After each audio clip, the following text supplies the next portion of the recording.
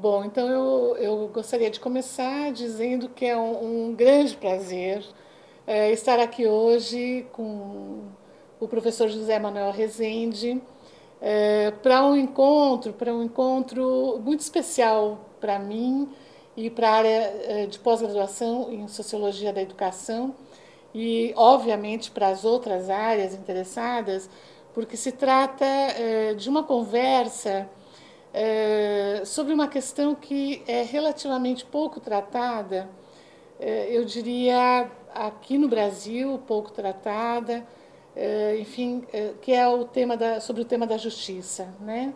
E especificamente sobre as questões da justiça na escola, ou o que a gente está chamando a escola justa.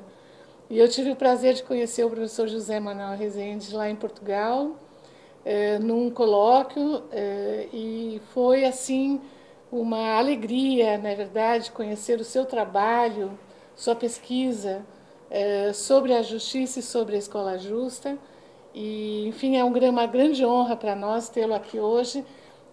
Só para apresentar brevemente, o professor José Manuel é atualmente professor da Universidade Estadual do Norte Fluminense, mas ele é professor titular na Universidade de Nova Lisboa, para onde ele retorna agora em junho, né? Então, para nós é uma grande satisfação poder estar contigo hoje. E eu pediria para o professor José Manuel, de alguma maneira, contar talvez, né, algo que eu conheço da sua trajetória, que é esse encontro com a temática da justiça, né?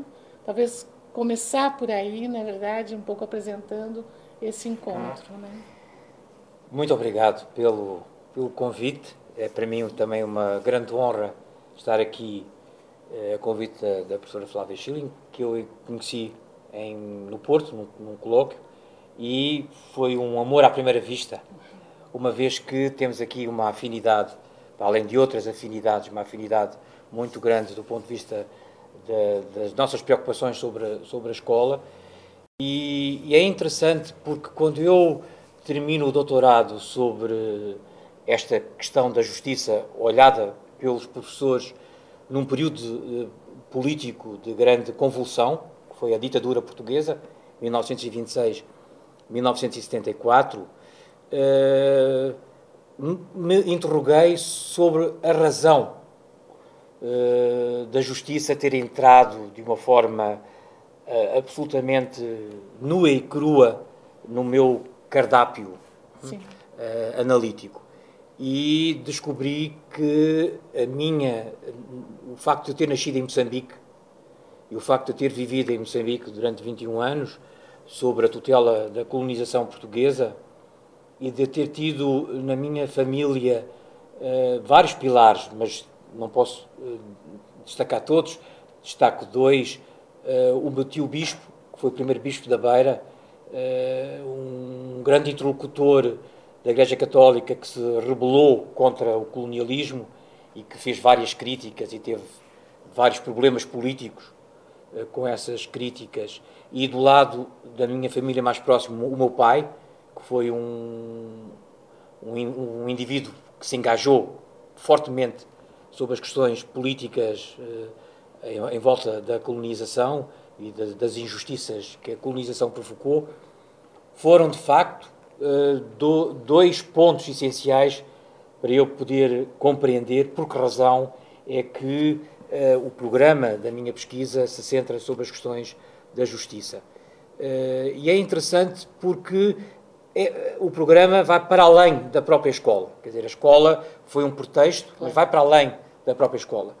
Porque o que me preocupa como sociólogo, como indivíduo, como pessoa da humanidade, como pertencente a esta humanidade, só quero fazer um parênteses, este é o meu terceiro continente numa trajetória de 58 anos, o que não é comum, é um elemento que eu gostaria de sublinhar, provoca em mim, de facto, um certo desenraizamento local e coloca-me um pouco como um cidadão do mundo e preocupado, de facto, com as questões globais que têm referências ou que têm implicações locais. E a grande preocupação que eu tenho como sociólogo é como é que é possível fazer a sociedade. Eu gosto de utilizar o verbo fazer a sociedade.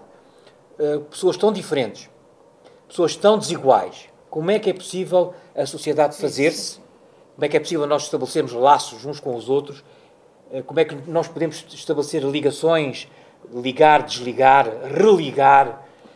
E é sobre isto que o meu programa de pesquisa se centra, que é fazer, desfazer, refazer as socialidades no contexto contemporâneo, com focos empíricos na escola, no hospital, no tribunal e nos movimentos sociais. Quer dizer, são, de facto, 4 tópicos que eu tenho no programa de pesquisa, com alunos diversos e de diversas nacionalidades que têm vindo a trabalhar, mesmo já jovens brasileiros que eu tenho recebido em Portugal, em Lisboa, agora jovens brasileiros que estou a trabalhar aqui na UENF, estão todos ligados a este programa de pesquisa com um enfoque específico sobre a justiça escolar. Isso. Maravilhoso. E eu gostaria, assim, talvez, é óbvio que tem que ser muito brevemente, né? Mas talvez você só anunciasse um pouco os pontos teóricos, um pouco a base teórica que você utiliza, porque eu creio que isso será muito importante hoje, até para você nos instigar a estudarmos juntos, na verdade, os autores que você utiliza mais, né? É interessante porque quando eu começo a fazer o doutorado, eu parto de um autor, ou de uma equipa de autores que é muito conhecido no mundo inteiro, que é o Pierre Bourdieu e o Jean-Claude Passeron, na sua linha do estruturalismo genético, a partir de um livro que eles escreveram que se chama La Reproduction, a reprodução, uma vez que eu estava a estudar os professores num contexto de ditadura, pensando que toda a maquinaria ideológica do Estado interferia por uma introspecção rápida no julgamento dos professores, no modo como os professores ajuizavam o que era ser professor na escola. Esse era o objeto da minha pesquisa. E dei-me conta, num trabalho de arquivo que eu fiz desde 1900 a 1990, 90 anos de trabalho de arquivo, verifiquei que, ao contrário das minhas hipóteses iniciais, os professores manifestavam-se de uma maneira compósita, de uma maneira plural, através da escrita, porque era justamente através da escrita que eu fui buscar a sua fala, não é? E montei 5 ou 6 sistemas de representação, e aí eu fui buscar os contributos do Luc Boltanski, de um livro que ele escreveu em 1982, que se chama Les Cadres, os quadros, que é um estudo que ele fez sobre uma profissão, que é os quadros das empresas, dos bancos, etc. Como é que essa categoria profissional nasceu, e ele vai buscar a sua gênese mesmo nos anos 30 do século passado, e montei 6 sistemas de representação, onde os professores, através desses sistemas de representação, falavam sobre o seu corpo profissional. Então, um era a própria escola, o outro era através do Estado, o outro era através da Igreja Católica, o outro era através da imprensa diária, enfim. E a própria imprensa que contestava o conservadorismo corporativista de Salazar, nessa época de 1926 e 74. E então eu verifiquei que a perspectiva do Bourdieu e do Jean-Claude Passeron não me serviam para responder a esta capacitação crítica que os professores desenvolviam, e então fui buscar um outro livro na biblioteca, que fui descobrir, do Luc Boltanski e do Laurent Thévenot, que se chama De la Justification, les économies de la grandeur, sobre a justificação, as economias de grandeza, que tratam justamente sobre o problema da justiça, do modo como, através daquilo que Michael Walzer designa como as esferas da justiça, os bens comuns das esferas da justiça, na qual a educação e a instrução são 2 polos que a escola trabalha como bem comum que tem que ser distribuído, e, portanto, a partir daí eu comecei a equacionar como é que os professores concebiam a sua profissão e o desempenho da sua profissão na escola a partir do modo como eles entendiam que a escola devia ou não devia distribuir de um modo justo estes dois bens, a educação e a cognição e a instrução. E aí verifiquei que o mundo dos professores, mesmo em ditadura, é muito mais plural do que, por vezes, a pesquisa, o pesquisador pensa inicialmente. E então encontrei dos mundos justos que os professores constroem, encontrei quatro grandes mundos justos. O mundo doméstico, em que os professores concebem a sua profissão através da ideia de proximidade com o aluno, uma ideia que hoje, para mim, é muito interessante, que é a ideia que a escola vira casa. A escola vira casa. É a ideia da escola como casa. Eu já encontro os princípios dessa genealogia que hoje está presente hoje na escola portuguesa, que é um ensino integral, de uma escolaridade muito prolongada. Portanto, a ideia de escola como casa é absolutamente central hoje para as pesquisas sobre a escola. Um outro mundo justo, que é o mundo inspirado, em que os professores concebem justiça através do modo como encaram a ciência e como trabalham o mundo científico, como um mundo inspirado e iluminado, que obriga, como Weber diz, uma espécie de ascese, de afastamento do mundo, para poder trabalhar a ciência e poder estar preparado para transmitir de uma forma simples os conhecimentos científicos aos alunos. O mundo cívico, que é um outro mundo justo, em que os professores encaram o seu trabalho como construindo um ser autónomo, crítico e, portanto, preparado para o confronto com o mundo fora da escola. E, finalmente, um mundo que eles designam como industrial, que é centrado na ideia de mérito. E, portanto, a ideia que a escola também trabalha a relação com o mundo do trabalho. E, portanto, é preciso pensar como é que se preparam os jovens para o confronto com o mercado de trabalho. E, dos 6 mundos delineados por Boltanski e Thévenot, os professores rejeitam 2, que é muito interessante.